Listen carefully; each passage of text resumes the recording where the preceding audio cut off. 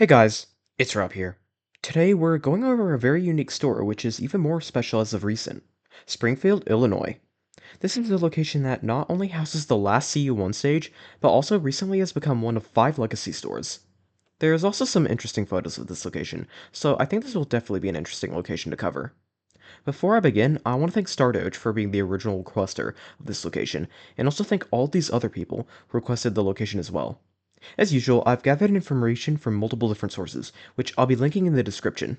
Make sure to subscribe if you haven't already, as in the next video, we'll be going over a location which had some unique features to it.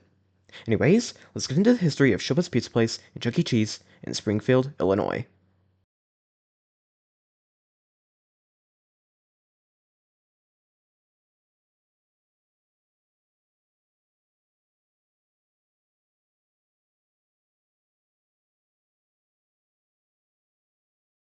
The 2369 MacArthur Avenue location opened on April 22nd, 1982 as a ShowBiz Pizza Place, the fourth one in Illinois.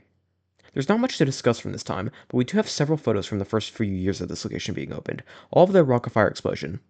The reason these are likely from their earlier years is due to the fact that Billy Bob's stage is still Sminty's supersurface station, and also that Beach Bear still has his blonde hair in these images. You can also see things such as the earlier masks on these characters, such as Fats' second mask iteration. Unfortunately, we don't have anything else from this time, so let's move on. Beginning in 1989, due to a fallout between Creative Engineering and Showbiz Pizza Time Inc., concept unification occurred, in which every Showbiz Pizza place would convert the Rocket Fire Explosion ban into Munch's Make Believe ban. Springfield would be one of the vast majority of locations to undergo this change, receiving it between 1991 and 1992. We have an exterior shot from 1992, where the focus is on a Hawaiian-shaped ice place, but in the back, you can see their exterior, that being the one with the rounded letters seen at other locations. We also have multiple photos from this time to go over, being from 1997. The first one shows off one of the rides they had, as does the second one. The third one shows off the showroom, where you can see their walk around during this time, that being the 90s Chuckhead with full tux attire. In the back, we can see what appears to be the sky tubes, or some earlier version of them, pointing to them receiving the major 90s remodel by this point, replacing older decor for newer decor, adding the sky tubes, as can be seen here, and getting a new exterior, which I'll show off later. Moving on, we get one photo of the stage, showing off part of Pasquale and a bit of Jasper's guitar, which tells us that he still had his Beach Bear guitar by this point. The final image shows off their walk around again, and also a bit of their major 90s decor. Yet again, we have multiple photos to go over from the early 2000s, showing off the store. The first one shows us their exterior, that being the Kolchak exterior with only one red and yellow awning underneath the door, with a pretty cool arch design on both the doors. The second photo is taken from their balcony seating, and we get to see their black and green booths as well as some of their 90s decor, such as these small shelves, and most importantly the 3 stage, which shows that all the characters have gotten their plastic masks by this point, with Chuck still having his tuxedo as well by this point, though I'm unsure what hat he was wearing. We also see that Pizza Cam, or at least his box, was still around by this point. A third photo gives us a look at the hat Chuck was wearing, which doesn't appear to be a standard cap, and instead a blue cap of some kind. The next batch of photos appear to be from later on, and starting with the fourth photo, Chuck now has full Kolchak attire on, including the cap. The fifth photo shows off a couple pieces of decor, including the cheese guitar and a Rolling Bone poster. The sixth photo is a photo of their Bozo the Clown game, and their seventh photo shows off their clapboard piece, with their saying Me and Mr. Lincoln. The eighth photo shows off another shot of the balcony, giving us a better look at their CD album award posters, and their Mount Chuckmore piece located in between them. The ninth and final photo gives us a look at the showroom entrance, with the showroom sign on top. There's also this blurry photo from Google Maps of the location's exterior from August of 2007, which is the same as the Kolchak exterior shown before. Footage from early 2011 shows off the 3 stage, showing it to be in great shape, with no issues I can clearly see here. We also see that Chuck has his full Kolchak guitar on here still, including the cap. Soon after, this location would remodel to the 2010 update to the 2003 Kolchak reconfiguration, removing the showroom walls, the balcony seating, and the old decor, and painted some of the walls purple, added new decor, and changed the exterior to an Avenger Chuck exterior. The location would also receive an expansion. Lastly, during this remodel, the location would change their stage out for one of 3 CU1 stages. This is the first time I'm talking about it in one of my history videos, so let me explain. The CU1 stage is a stage that condenses the 3 stage bots into a singular stage, putting them all onto the same stage right next to each other. Alongside this is the removal of Pasquale's drum risers, putting him level with the rest of the characters. All backgrounds and prop characters would also be removed, and the only thing that would be placed behind the characters is the backdrop of a city. The top of the stage reveals the new name of the band to be Chucky's Make Believe Band. The earliest footage we get at their CU1 stage is from 2012, showing the band to be in great shape, with no noticeable issues they can spot. Earliest photo from the 2010 second find was this one from early 2013 in the showroom, showing off their Avenger Chuck walkaround, as well as part of the C1 stage. We can see that Chuck still has his cool Chuck attire on by this point, though no confirmation on whether his cap was removed by this point or not. Footage from 2013 shows the show to still be in great shape, again with no noticeable issues I can see. Footage from 2014 still shows the same thing, aside from some not so great flow adjustments, such as the uneven arm raise for Chuck's arms. Speaking of Chuck, he no longer has his cap on here. Footage from 2015 shows the stage to still be in pretty good shape, though now Pasquale seems to be moving less, with one of his elbow movements appearing to be out. Footage from 2016 shows the stage to be in a bit of declining shape, with the main problem being the flow adjustments being worse, such as Chuck's mouth and Helen's elbow bends. 2017 is when the stage started to take more of a downturn in condition, though, as now multiple movements were out, such as one of Pasquale's eyelids, one of Helen's eyelids, and Chuck's mouth.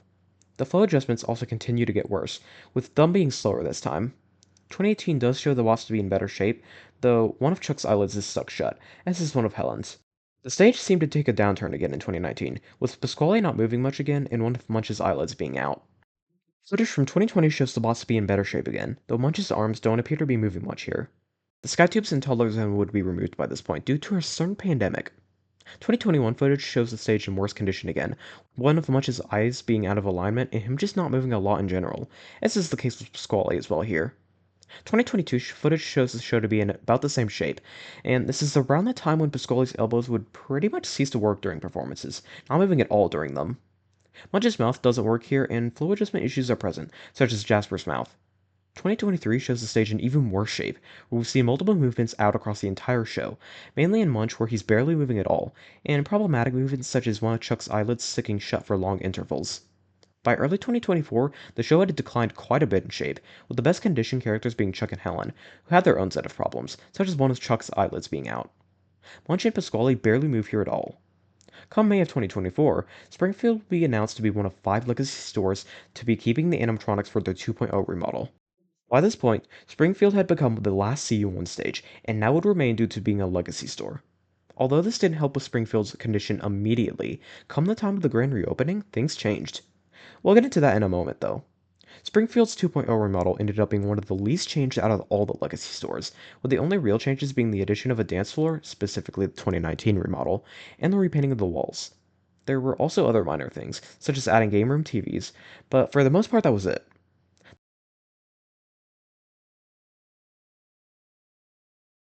The majority of the older artwork would be kept around, and not even the exterior would be remodeled, which is quite surprising. Anyways, footage from the grand reopening of the store, which happened on July 25th, 2024, shows the stage to be in much better shape than just a few months prior, and overall it seems to be in pretty good shape here, with only a few issues being present, such as one of Munch's elbows being out and Chuck's left arm raise. Overall, though, this is a huge upgrade from before, with the show being in a condition that it hadn't been in many years. As of August of 2024, the show remains in pretty good shape, and the store still has a 2.0 remodel with the 2019 model dance floor, and most importantly, is still one of 5 legacy stores the company decided to keep, as well as the last CU1 stage. In conclusion, Springfield is quite the interesting store, originally being a standard 3-stage store that then became one of 3 locations to receive the CU1 stage, and then its condition slowly taking a turn for the worse, to then being fixed up for the most part after becoming one of 5 legacy stores. Overall, this was definitely an interesting location to cover. Thank you guys for watching this video. This was a location I wanted to go for a little while, and I'm glad to finally be covering it after they became a legacy store, as that definitely would have been something I missed out on had I covered it sooner. My next video is going to be covering the history of ShowBiz Pizza Place and Chuck E. Cheese in Pensacola, Florida, which is an area I've also been wanting to cover for a while now, as there's some unique things about one of the stores in this area that I wanted to go over. This also leads me to an announcement. Starting with next week's Pensacola video, I'll be switching away from using Cheesypedia as my main source in my history videos to a new wiki called Chuck E. Cheese's University. This is a wiki that is promising to give more accurate info than any other wikis, such as Cheesypedia, which often is full of errors in all sorts of places that I always have to look for when I'm doing these videos. I'll link both their wiki and channel in the description below if you want to check them out. As again, starting next week, I'll be ditching Cheesypedia and swapping over to Chuck E. Cheese's University.